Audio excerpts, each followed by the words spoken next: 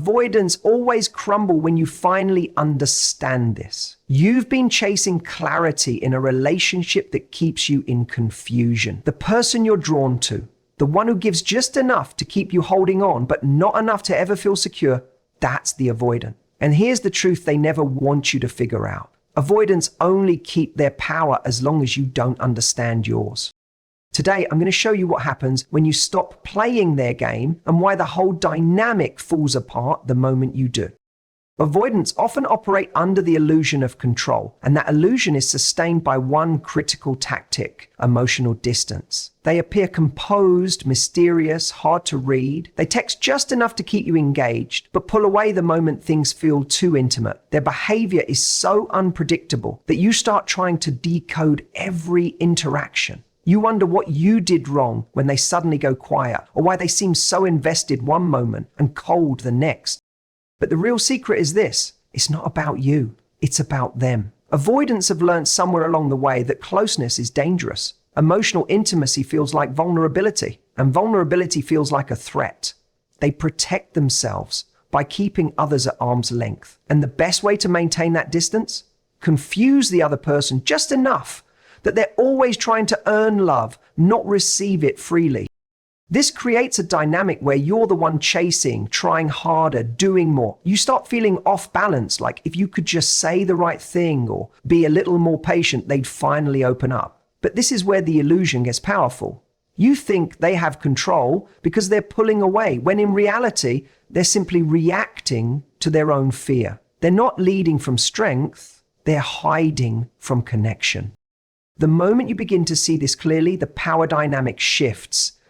Their silence no longer feels like a punishment. Their flakiness no longer feels personal. You stop asking, "What did I do wrong?" and start asking, "Why do I keep accepting so little?" And that is the beginning of the unraveling. Because the avoidant thrives when you doubt yourself. The less you trust your own needs, the more you chase them. But once you recognize that their behavior is rooted in avoidance, not truth, their power starts to dissolve. You realize they aren't distant because they're better, wiser, or more secure. They're distant because they're afraid. Afraid of being seen, afraid of being known, afraid that love will somehow cost them more than it gives. And once you recognize that, you stop seeing their distance as mysterious or desirable. You start seeing it for what it is, a coping mechanism. And the moment you do, everything changes. Because the illusion can only hold when you don't understand the trick. But now you do. And that understanding is the first step to taking your power back. Your attention is the currency in any relationship, and with avoidance, it's the fuel that keeps the entire dynamic running. They may act indifferent, detached, or unavailable, but make no mistake. They notice when you're paying attention. Every time you reach out after they pull away, every time you try to fix the distance, every time you agonize over what you could say to make them respond, you're giving them power. They don't need to say anything because your pursuit says it all. They matter more to you than you matter to yourself in that moment. This is how the cycle continues. You feel anxious, they go cold. And instead of pulling back and protecting your own peace, you double down on trying to win them over. You tell yourself it's love. You tell yourself it's patience or understanding. But what it really is often is fear. Fear of loss, fear of rejection, fear that maybe you're not enough unless they say you are. Avoidants feed off that imbalance. It validates their unconscious belief that closeness is unsafe and that they can maintain control by keeping you one step behind. Your attention becomes their emotional safety net. They don't have to show up fully because they know you'll do the emotional labor for both of you. Here's where everything starts to shift. The moment you recognize that your energy is a resource, not a free handout, you change the rules of the game. When you start withdrawing the constant supply of attention, when you stop over-explaining yourself, when you stop reaching out every time there's silence, you stop feeding the imbalance. You start sending a different message. I matter too. And for the avoidant, that message is both foreign and unsettling. They're used to being chased, not challenged. They're used to being understood without having to offer understanding. So when your focus turns inward, when your self-respect becomes louder than your need for validation, they feel the shift and it disrupts the dynamic completely. Not because you're punishing them, but because you're no longer rewarding emotional distance. You begin to see how much of your energy was going into trying to be chosen by someone who was never offering you certainty. And with that awareness, you start to reclaim the attention you were giving so freely and redirect it towards yourself, not in bitterness, but in clarity. Because the person who wins in love isn't the one who gets the most attention. It's the one who values their own enough not to waste it. Detachment isn't about being cold. It's not about shutting down or pretending you don't care. Real detachment is about reclaiming your emotional balance. It's the moment when you stop letting someone else's inconsistency dictate your self-worth. With avoidance, this is a game changer because their power lies in your reactivity. As long as they can trigger you, get a reaction, provoke worry, or make you feel uncertain, they stay in control. But once you detach, you remove their ability to shake your center. When you're emotionally entangled with an avoidant, every silence feels like a punishment. Every delay in response feels personal. You start to believe that if you just wait long enough, stay patient enough, love hard enough, they'll come around. But this mindset keeps you in emotional limbo, reacting to their every move, like you're trying to decode a puzzle. You give them the authority to determine whether you feel secure or not. And that's where you start to lose yourself.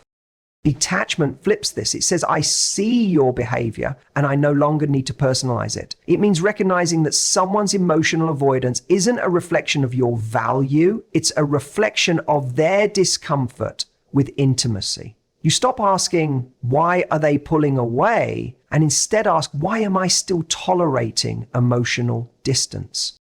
This kind of detachment creates space for you to think clearly, act intentionally, and most importantly, protect your peace. You stop checking your phone constantly. You stop rewriting the last message in your head. You stop waiting for someone else to choose you. Detachment allows you to observe without absorbing. You can still care, but from a distance that respects your dignity. And what's most powerful is that avoidants notice this. They sense when you're no longer orbiting them emotionally. The reactions they used to rely on, gone. The anxious pull they could count on, silent. And that silence speaks louder than any words ever could. This isn't about playing games, it's about ending the game entirely. When you detach, you stop being a participant in a dynamic where someone else's fear dictates your emotional rhythm. You'll return to yourself. You listen to your needs. You stop making excuses for someone's absence and start making space for someone who actually shows up. Detachment doesn't mean you stop loving. And the moment you make that shift, you become unshakable. Not because you're closed off, but because you finally know who you are without needing someone else to validate it. Consistency is like a mirror. It reflects back everything that isn't real. When you begin to show up with emotional consistency, clarity, and calm intention, it does something avoidants are rarely prepared for. It exposes the inconsistency they've spent so long hiding behind. Avoidants operate best in the fog. They thrive where there's just enough confusion to keep things vague, undefined, and emotionally distant. But when you introduce consistency into the dynamic, when your words match your actions, when your expectations are clear, when you're not swinging between highs and lows, they can't hide anymore. Suddenly, the contrast becomes sharp. Your stability brings their instability into focus. Your emotional honesty makes their defensiveness more noticeable. Your steady pace makes their pattern of pulling away feel obvious. It becomes harder for them to pretend they don't see it and harder for you to keep excusing it. What felt like mystery now feels like avoidance. What felt like complexity now looks like fear. And this is where things start to shift. Not because you confront them with anger or demands, but because your calm presence becomes a silent truth they can't escape. Avoidants are used to being mirrored by anxiety. When they pull away, they expect pursuit. When they go silent, they expect you to fill the space. That dance makes them feel powerful, in control, emotionally safe. But when you don't respond with chaos, when you simply remain grounded, they don't know how to relate to you anymore. They're confronted with a new reality. They either have to step up emotionally or fall out of rhythm completely. And here's the interesting part. They often do begin to crumble, not in a dramatic way, but in subtle moments of discomfort. They feel the weight of their own inconsistency. They realize they can't blame your reactions anymore because you're not reacting. You're responding with patience, with clarity, with grace. And the more consistent you become, the more you reclaim your emotional space.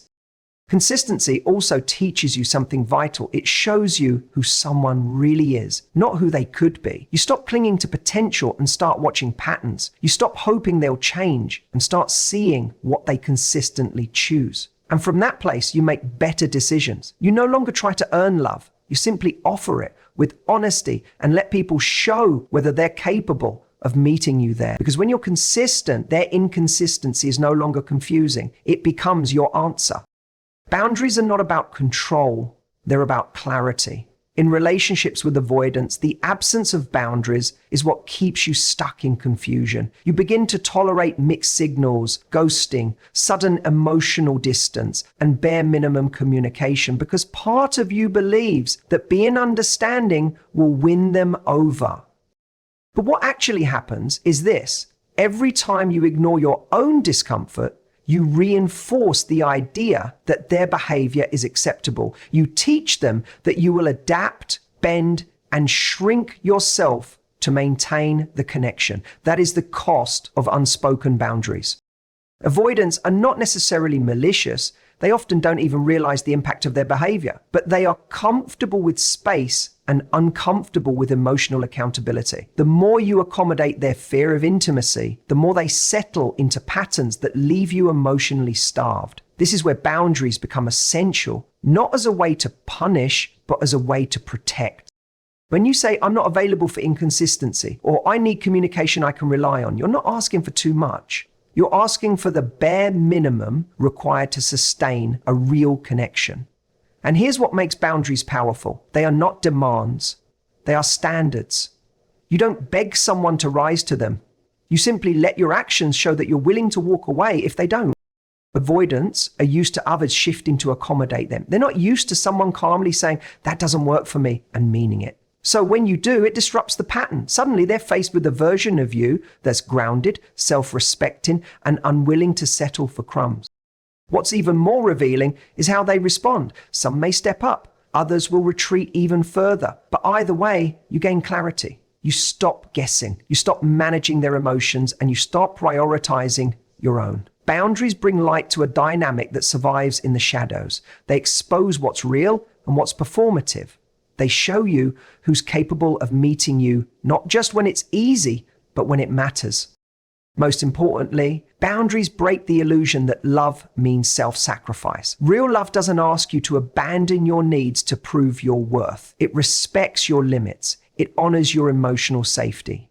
And when you set those limits with calm confidence, avoidants often don't know how to respond because they're not used to someone who values themselves more than the chase.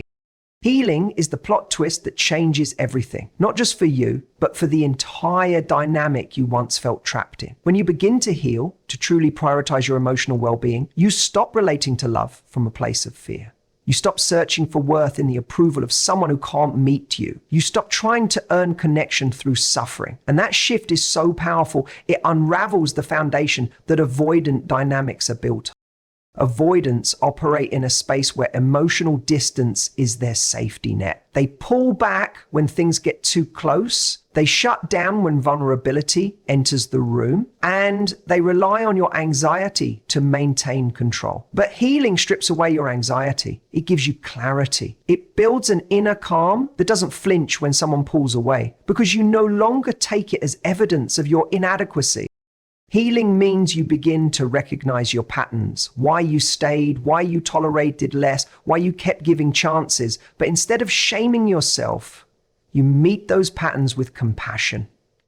You start to understand your role not as the broken one, but as someone who is simply repeating what felt familiar. And once you understand that, you get to rewrite the script.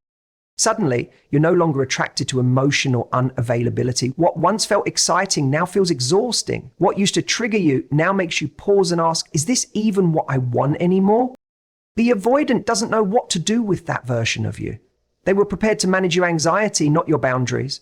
They knew how to navigate your longing, not your self-respect. When you heal, you stop being reactive. You start being responsive. You don't need to chase closure because you understand that someone's inability to love you wasn't a reflection of your capacity to be loved. You don't need to prove anything. You just are. And that quiet confidence is magnetic and unsettling at the same time. Avoidants may begin to feel the weight of their own emotional limitations in your presence. They may sense they're no longer needed in the way they used to be, that their inconsistency no longer creates a hold over you. Some might try to re-engage, others may disappear completely. But your healing doesn't depend on either outcome, because once you've done the work, the whole dynamic flips. They either rise to meet your emotional depth, or they fall away, unable to exist in the light of your growth. And here's what I want you to take away from all of this. The power dynamic with an avoidant only feels real when you forget your own power. When you're stuck in self-doubt, overthinking every move and bending to earn their closeness, it feels like they hold all the cards. But once you start seeing clearly, once you understand the pattern, recognize the illusion, and reclaim your standards, the entire game unravels. They don't crumble because you forced them to. They crumble because your healing removes the environment where their avoidance could thrive. They crumble because the silence that once controlled you now means nothing. They crumble because you finally realized you were never asking for too much. You were just asking the wrong person. You don't have to chase. You don't have to fix. You just have to see. And once you do, you don't lose them. You lose the version of you that thought you needed to earn love through pain. So protect your peace, stay rooted in your standards, choose clarity over chaos, and never forget you are not hard to love. You're just finally choosing to stop settling for half love. Thank you for giving me your time, your energy, and your openness. If you heard something today that hit home, don't just let it sit. Let it shift you. You deserve real love, steady love, brave love, and it starts with how you love yourself. Take care of your heart. Thank you and goodbye.